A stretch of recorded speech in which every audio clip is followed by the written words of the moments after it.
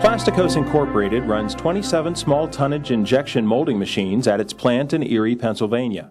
The company's core strength comes from a heavy concentration of engineers and strong links to Penn State University's Barron College. 9 of the company's 100 employees are engineers with degrees, including top management. A high degree of qualification comes from Plastikos' use of IQMS Enterprise Resource Planning software, mold flow mold filling simulation programs, and RJG eDart technology. After a 22-year history of single-minded focus on electrical connectors, Plastikos and its sister company, Micromold, are making a major move into medical parts. What industries align well with our core competency, primarily being an electronic connector molder historically. And medical was a perfect fit because it requires a lot of the same engineering and technical know-how, a lot of the same precision and obviously quality requirements.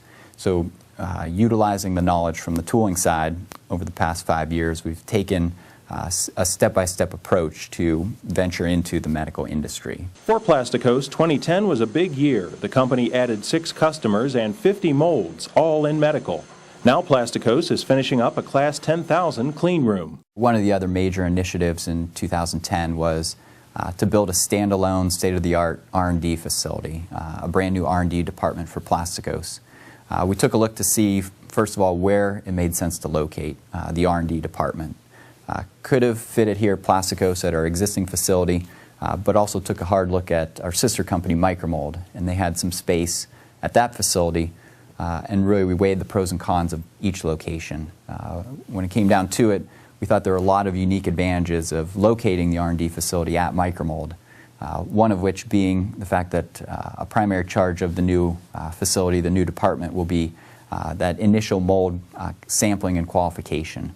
So having that on-site with the tool makers, the designers, and all the technical and tool maker folks at Micromold made perfect sense. Officials have stated they'd like to see a third of Plastikos business coming from medical in the next few years, but they've also pledged that connectors will remain the core business.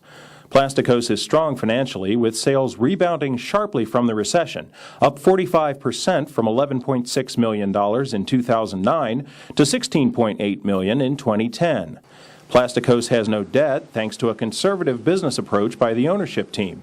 The company used cash flow to fund $800,000 worth of capital investments in fiscal 2010.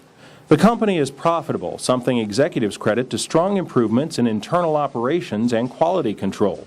Setup performance has improved by more than 60% in the last 3 years since Plastikos first started tracking it.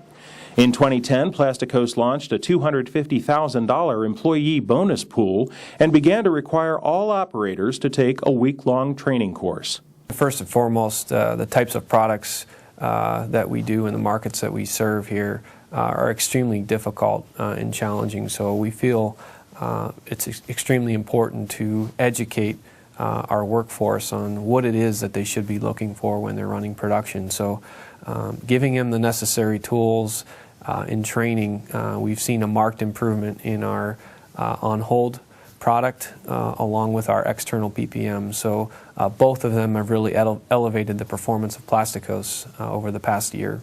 Plastikos extends people power when it comes to industry and community involvement. Executives hold local leadership positions with the Society of Plastics Engineers and serve on Penn State's Alumni Advisory Board. Management also plays active roles in the Young Erie Professionals and Junior Achievement.